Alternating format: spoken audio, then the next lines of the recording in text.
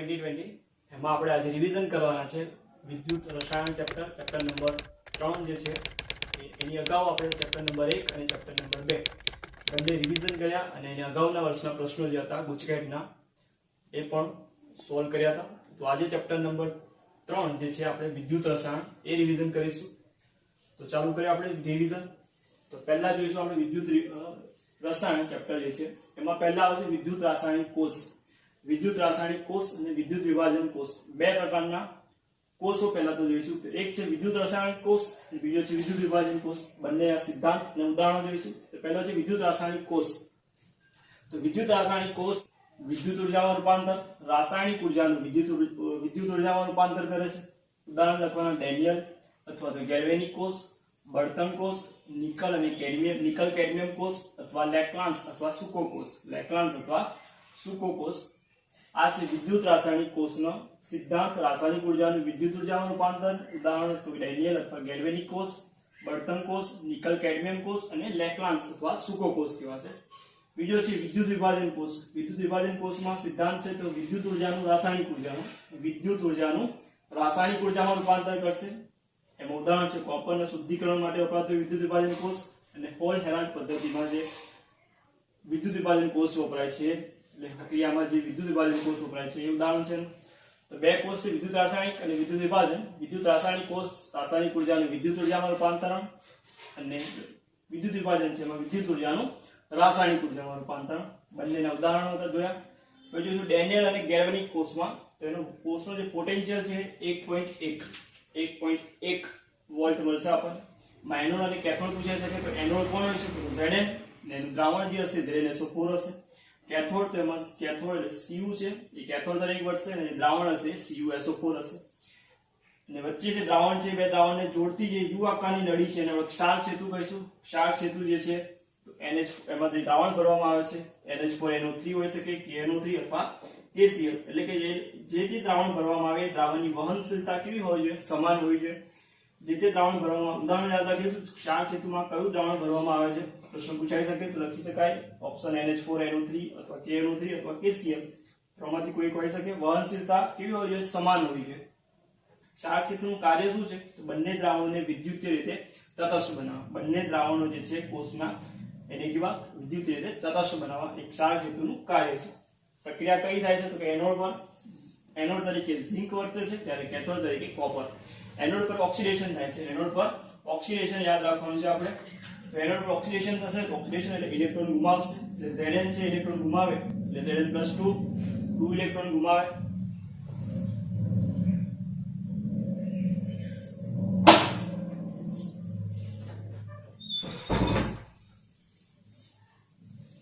પ્રક્રિયા કઈ થાય છે એમાં તો એનોડ પર ઓક્સિડેશન થાય છે, કેથોડ પર રિડક્શન થાય છે. એનોડ પર ઓક્સિડેશન, કેથોડ પર રિડક્શન. એનોડ પર જે ઓક્સિડેશન થાય છે એનોડ તરીકે ઝિંક હોય છે, Zn હોય છે.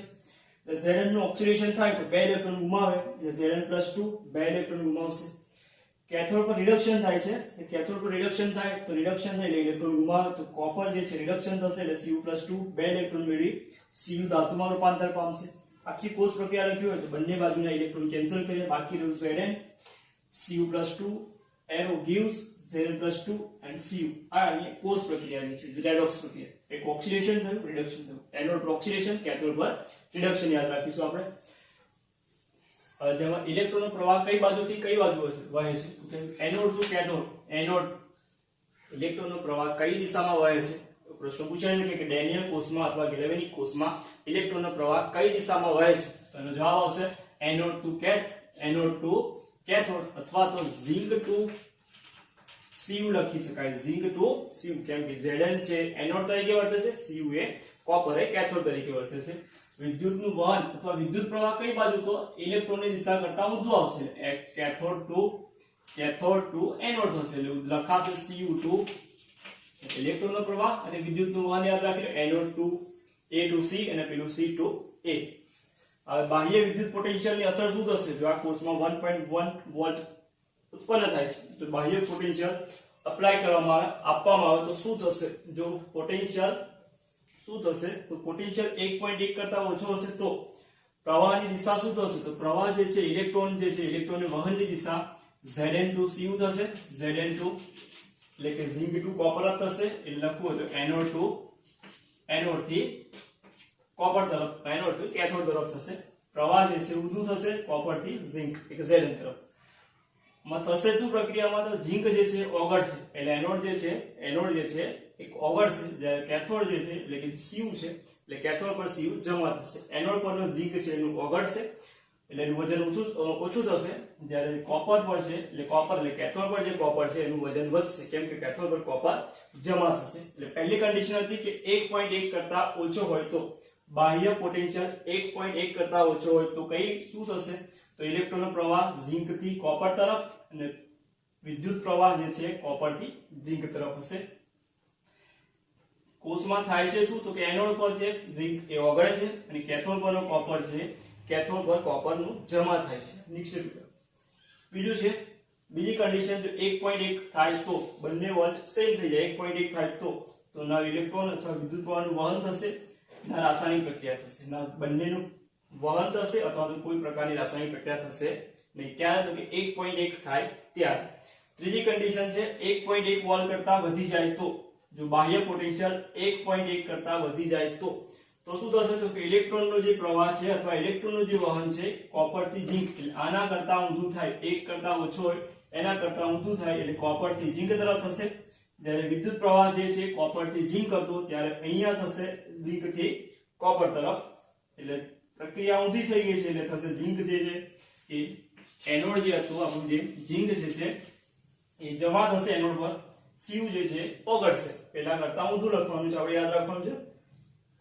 પ્રમાણિત પોટેન્શિયલ કોને કહેવાશે તો કે જે પ્રમાણિત પોટેન્શિયલ માટે વિદ્યુત વિભાજન જે છે દ્રાવણ જે છે એની સાંદ્રતા 1 મોલર હોવી જોઈએ જો સાંદ્રતા 1 મોલર હશે તો એક કોષના પોટેન્શિયલને પ્રમાણિત કોષ પોટેન્શિયલ કહેવાશે નિરૂપણ કરી રીતે કહી શકાશે તો કે એનોડ જે છે એને બે લાઈન દોરીશું જે બે લાઈન છે ક્ષાર સેતુ દર્શાવશે આપણને બે લાઈન છે એક ક્ષાર સેતુ દર્શાવશે ક્ષાર સેતુની ડાબી બાજુ એનોડ એટલે લેફ્ટ સાઈડ પર એનોડ આવશે અને એનોડ હશે એનું ઓક્સિડેશન થશે લેફ્ટ સાઈડ પર એનોડ હશે એનું ઓક્સિડેશન થશે અને એ હશે નેગેટિવ એની સાઇન જે આપણે લખશું નેગેટિવ લખાશે આ રીતે એટલે આને શોર્ટમાં યાદ રાખી લઈએ આપણે લો નો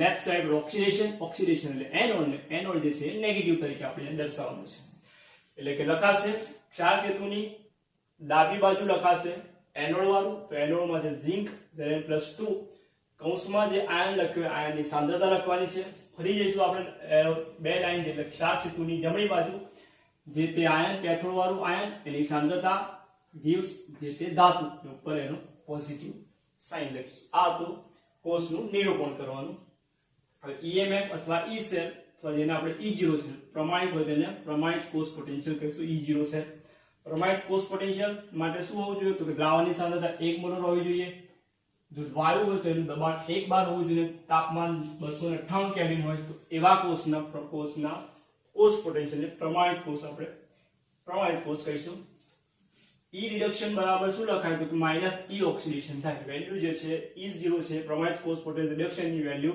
ઓક્સિડેશન પોટેન્શિયલ કરતા ઊંધી એટલે કે ઋણ આવશે E0 સેલ પ્રમાણિત કોષ પોટેન્શિયલ શોધવું હોય તો એના માટેનું સૂત્ર છે E0 સેલ બરાબર E0 CRP કેથોડ પરનું રિડક્શન પોટેન્શિયલ માઈનસ એનોડ પરનું રિડક્શન પોટેન્શિયલ મારે આ સેલ માટે શોધવું હોય તો શું લખાશે તો CRP મતલબ કેથોડનો પોટેન્શિયલ લખ્યું એટલે કોપરનો પોટેન્શિયલ માઈનસ એનોડ પરનો એટલે ઝિંક વાળાનો પોટેન્શિયલ કયો પોટેન્શિયલ રિડક્શન પોટેન્શિયલ એટલે પ્રમાણિત કોષ પોટેન્શિયલ માટે સૂત્ર યાદ રાખશું E0 સેલ બરાબર E0 CRP minus E0 ARP CRP મતલબ કેથોડ પરનો રિડક્શન પોટેન્શિયલ ARP મતલબ એનોડ પરનો રિડક્શન પોટેન્શિયલ આ તો આપણે કોષ પોટેન્શિયલ પ્રમાણિત કોષ પોટેન્શિયલ શોધવા માટેનું સૂત્ર E0 cell E0 CRP minus E0 ARP anode પરનો રિડક્શન પોટેન્શિયલ એના પછીનો આન્સર કયો ટોપિક છે પ્રમાણિત હાઇડ્રોજન વિદ્યુત ધ્રુવ પ્રમાણિત હાઇડ્રોજન વિદ્યુત ધ્રુવ જેને આપણે સ્ટાન્ડર્ડ હાઇડ્રોજન ઇલેક્ટ્રોડ SH એટલે C સ્ટાન્ડર્ડ હાઇડ્રોજન ઇલેક્ટ્રોડ તો દ્રાવણ જે હશે H+ જેનું મોલારિટી અથવા સાંદ્રતા 1 મોલર હશે H2 જે ગેસ છે એનું દબાણ 1 બાર હશે તાપમાન 298 કેલ્વિન હોવું જોઈએ અને એમાં પ્લેટિનિયમનો તાર મૂકેલો હશે એટલે આપણે આટલી વસ્તુઓમાં યાદ રાખવાની છે એમાં રિડક્શન થાય એટલે કેથોડ તરીકે વર્તે તો રિડક્શન થશે તો કઈ પ્રક્રિયા થશે એમાં તો H+ પ્લસ ઇલેક્ટ્રોન એટલે કે આયન H+ માંથી ઇલેક્ટ્રોન મેળવી હાફ એટલે કે અડધો H2 બનશે જો એનોડ તરીકે વર્તે તો એનું ઓક્સિડેશન થાય એનોડ તરીકે ઓક્સિડેશન થાય તો H2 માંથી ઓક્સિડેશન થશે H+ અને ઇલેક્ટ્રોન ગુમાવશે એનો જે પોટેન્શિયલ રિડક્શન પોટેન્શિયલ કેટલો ગણવાનો છે 0 IUPAC એનું પ્રમાણિત રિડક્શન પોટેન્શિયલ 0 ગણેલો છે H નો 0 ગણવાનો છે આપણે એટલે પ્રમાણિત હાઇડ્રોજન વિદ્યુત ધ્રુવમાં તો કે H2 હશે એમાં આની કન્ડિશન આપેલી છે કે સાંદ્રતા કેટલી હોય છે પ્લેટિનમનો તાર છે કેથોડ મતલબ રિડક્શન થાય કેથોડ તરીકે વર્તતો હશે તો રિડક્શન થશે રિડક્શન માં H+ પ્લસ ઇલેક્ટ્રોન H2 બનશે ઓક્સિડેશન એટલે કે એનોડ તરીકે વર્તશે ત્યારે એનું H2 gives H+ અને ઇલેક્ટ્રોન ગુમાવશે તો એ ઓક્સિડેશન થશે એનું પછી રિડક્શન પોટેન્શિયલ એટલે કે E0 રિડક્શન અથવા તો રિડક્શન પોટેન્શિયલ એનું મતલબ શું થાય તો કે ઇલેક્ટ્રોન સ્વીકારવાની વૃત્તિ દર્શાવે છે E0 રિડક્શન અથવા E રિડક્શન જે છે એ શું દર્શાવે છે તો કે ઇલેક્ટ્રોન સ્વીકારવાની વૃત્તિ દર્શાવે છે જ્યારે E0 ઓક્સિડેશન અથવા E ઓક્સિડેશન પ્રમાણિત અથવા તો બિન પ્રમાણિત જે છે ઇલેક્ટ્રોનની મુક્ત કરવાની વૃત્તિ ધરાવે છે રિડક્શન છે E0 રિડક્શન એ ઇલેક્ટ્રોન સ્વીકારવાની વૃત્તિ દર્શાવે છે અને E ઓક્સિડેશન જે છે એ ઇલેક્ટ્રોન મુક્ત કરવાની વૃત્તિ દર્શાવે છે આપણે જો સ્ટાન્ડર્ડ પ્રમાણિત હાઇડ્રોજન વિદ્યુત ધ્રુવ જોડે બીજો કઈ વિદ્યુત ધ્રુવ જોડી એક સંપૂર્ણ કોષ બનાવવામાં આવે વિદ્યુત વિભાજન કોષ બનાવવામાં આવે તો એક બાજુ SHE એટલે સ્ટાન્ડર્ડ વિદ્યુત ધ્રુવ હશે બીજી બાજુ બીજો અર્ધકોષ હશે તો એમાં જો બીજા અર્ધકોષની ઇલેક્ટ્રોન મેળવવાની વૃત્તિ વધારે હોય બીજો અર્ધકોષ છે એની સ્ટાન્ડર્ડ એટલે કે પ્રમાણિત હાઇડ્રોજન વિદ્યુત ધ્રુવ કરતા ઇલેક્ટ્રોન મેળવવાની વૃત્તિ વધારે હશે ત્યારે હાઇડ્રોજન વિદ્યુત ધ્રુવ છે એનોડ તરીકે વર્તશે ક્યારે તો કે બીજો અર્ધકોષ છે એની ઇલેક્ટ્રોન મેળવવાની વૃત્તિ વધારે હશે ત્યારે હાઇડ્રોજન વિદ્યુત ધ્રુવ એનોડ તરીકે વર્તશે જો બીજો અર્ધકોષ ઇલેક્ટ્રોન મુક્ત કરવાની વૃત્તિ ધરાવતો હશે સ્ટાન્ડર્ડ જે છે કેથોડ છે હાઇડ્રોજન છે કેથોડ તરીકે વર્તશે એટલે કે બીજો અર્ધકોષ જો ઇલેક્ટ્રોન મેળવવાની વૃત્તિ ધરાવે છે તો આ એનોડ છે હાઇડ્રોજન વિદ્યુત ધ્રુવ એનોડ તરીકે વર્તશે અને જો ઇલેક્ટ્રોન મુક્ત કરવાની વૃત્તિ ધરાવતો હશે તો હાઇડ્રોજન છે હાઇડ્રોજન પ્રમાણિત હાઇડ્રોજન વિદ્યુત ધ્રુવ છે કેથોડ તરીકે વર્તશે મારે યાદ રાખી લેજો પછી EMF શ્રેણીમાં તો કે પ્રમાણિત વિદ્યુત ધ્રુવ છે એની જોડે બીજા અર્ધકોષ જોડી એક આખી શ્રેણી તૈયાર કરી જેને આપણે EMF શ્રેણી આખી સિરીઝ જે છે એને આપણે EMF સિરીઝ તરીકે ઓળખે છે તેમાં બે વેલ્યુ ઉપર ધન છે અને બીજી છે નીચે ઉપર ધન વેલ્યુ છે નીચે ઋણ વેલ્યુ છે વચ્ચે 0 ની ઉપર ધન છે નીચે ઋણ છે ધન વેલ્યુ શું દર્શાવે છે તો કે ધન વેલ્યુ જે છે એ રિડક્શન સ્વરૂપ જે છે જે તે ધાતુ અથવા અધાતુનું રિડક્શન સ્વરૂપ છે H2 કરતા વધુ સ્થાયી છે એનો મતલબ એવું કહે છે કે જેની વેલ્યુ ધન છે એનું રિડક્શન સ્વરૂપ H2 કરતા વધારે સ્થાયી છે એવું દર્શાવે છે ઋણ શું દર્શાવે છે તો કે જેનું રિડક્શન સ્વરૂપ હાઇડ્રોજન કરતા ઓછું સ્થાયી હશે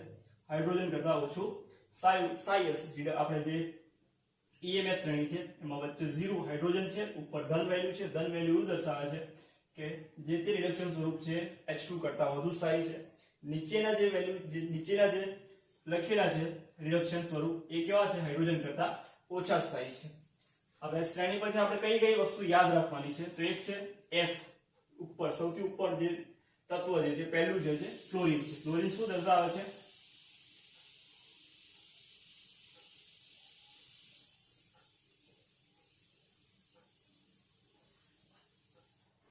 સૌથી ઉપર હશે એમાં ફ્લોરીન હશે સૌથી ઉપર ફ્લોરીન છે જેની વેલ્યુ સૌથી વધારે છે એ દર્શાવે છે સૌથી પ્રબળ ઓક્સિડેશન કરતા ફ્લોરીન એ સૌથી પ્રબળ ઓક્સિડેશન કરતા અને સૌથી નિર્બળ રિડક્શન કરતા ફ્લોરીન જે છે એ EMF સિરીઝમાં સૌથી ઉપર હશે જે દર્શાવે છે કે સૌથી પ્રબળ ઓક્સિડેશન એની વેલ્યુ ધન હશે અને સૌથી પ્રબળ ઓક્સિડેશન કરતા છે એટલે કે એનું ઓક્સિડેશન કરતા છે મતલબ એ ઝડપથી રિડક્શન પામશે મતલબ ઇલેક્ટ્રોન સ્વીકારશે અને સૌથી નિર્બળ રિડક્શન કરતા છે પ્રબળ ઓક્સિડેશન કરતા નિર્બળ રિડક્શન કરતા F જે છે વેલ્યુ ધન વેલ્યુ છે અને ધન વેલ્યુ દર્શાવે છે કે F એ પ્રબળ ઓક્સિડેશન કરતા અને નિર્બળ રિડક્શન કરતા અને સૌથી નીચે જે છે એ લિથિયમ હશે જે ઋણ વેલ્યુ દર્શાવે છે એની ઋણ વેલ્યુ છે એ દર્શાવે છે કે સૌથી પ્રબળ રિડક્શન કરતા છે પ્રબળ રિડક્શન કરતા મતલબ એ સહેલાઈથી ઇલેક્ટ્રોન એક્સેપ્ટ કરી લેશે એટલે કે લિથિયમ જે છે એની વેલ્યુ ઋણ છે એનો મતલબ એ દર્શાવે છે સૌથી પ્રબળ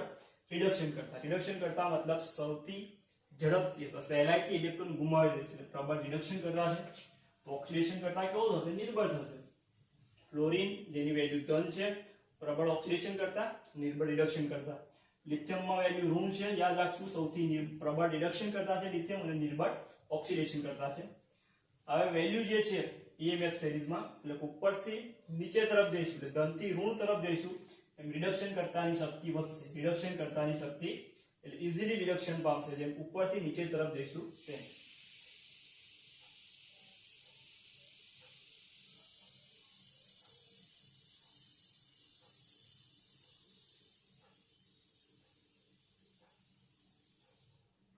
એના પછી જે નીચેની તરફ ઉપરની તરફ જઈશું નીચેથી ઉપરની તરફ જઈશું તો ઉપરની તરફ જતા ઓક્સિડેશન કરતા શક્તિ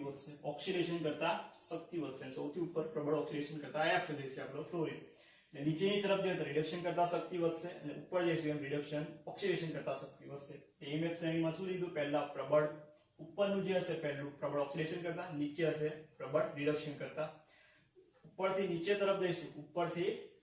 તરફ જઈશું એમ એની ઓક્સિડેશન અને રિડક્શન કરતા ઉપરથી નીચે તરફ જઈશું એટલે નીચે તરફ જતા રિડક્શન કરતા શક્તિ વધશે અને ઉપરની તરફ જતા ઓક્સિડેશન કરતા શક્તિ વધશે આ EMF શ્રેણીમાં આપણે આટલું યાદ રાખવાનું છે ધન વેલ્યુ અને ઋણ વેલ્યુ હવે કોષનો ઉપયોગિતા શું થાય કોષ પોટેન્શિયલ જે આપણે શોધ્યો E0 સેલ શું એનો ઉપયોગ શું કરીશું તો કે એનો pH નક્કી કરવામાં એટલે પ્રશ્ન પૂછાય છે કે કોષ પોટેન્શિયલની ઉપયોગિતા તો કે pH નક્કી કરવા માટે વપરાય છે દ્રાવ્યતા ગુણાકાર અને સંતુલન અચળાંક pH નક્કી કરવા માટે દ્રાવ્યતા ગુણાકાર અને સંતુલન અચળાંક શોધવા માટે અથવા નક્કી કરવા માટે અને બીજું છે એની ઉષ્માગતિકીય ગુણધર્મો નક્કી કરવા માટે ઉપયોગી છે ચાર ઉપયોગો આપણે યાદ રાખ્યું pH નક્કી કરવા માટે દ્રાવ્યતા ગુણાકાર સંતુલન અચળાંક અને ઉષ્માગતિકીય ગુણધર્મો નક્કી કરવા માટે આપણે ઉપયોગ કરીશું ના પછી ટોપિક છે નળ સમીકરણ તો બિન પ્રમાણિત કોષ પોટેન્શિયલ માટે મળશે કોના માટે બિન પ્રમાણિત કોષ પોટેન્શિયલ માટે શોધીશું આપણે તો સૂત્ર લખાશે E સેલ બિન પ્રમાણિત કોષ પોટેન્શિયલ E સેલ બરાબર E0 cell minus RTNF ln anode પરની સાંદ્રતા એટલે કે એનોડ પર જે છે એની સાંદ્રતા ભાગ્યા કેથોડ પરના આયનની સાંદ્રતા એટલે સૂત્ર લખાશે E cell E0 cell minus RT/NF ln anode પરની સાંદ્રતા ભાગ્યા કેથોડ પરની સાંદ્રતા જો RT અને F ની વેલ્યુ મૂકી દે ln છે અને 2.303 ગુણ્યા log માં કરી નાખીએ R જેની કિંમત વાયુ અચળાંક છે કિંમત મૂકી દે 8.314 F છે એની 6500 કિંમત મૂકીએ તો જવાબ થઈ જશે એટલે સૂત્ર લખાશે E cell E0 cell minus 0.059 n ln ની જગ્યાએ લખાશે log કેથોડ એનોડ પરની સાંદ્રતા ભાગ્યા કેથોડ પરની સાંદ્રતા જો જનરલ ઇક્વેશન આપ્યું આપણને આવું કે AA small b capital B C અને capital C plus capital small d અને પ્રોડક્ટ આપણને કેપિટલ D મળે છે એના માટે સૂત્ર લખાશે E cell E0 cell minus RTNF ln C સાંદ્રતા આગળનો કોએફિશિયન્ટ એના પાવરમાં એટલે ઘાતમાં મૂકીશું D તો એનો કોએફિશિયન્ટ આગળનો સહગુણક છે ઘાતમાં મૂકીએ ભાગ્યા A એટલે એનો સહગુણક A છે B તો એનો સહગુણક B છે એને ઘાતમાં મૂક્યો તો સૂત્ર આ રીતે લખાશે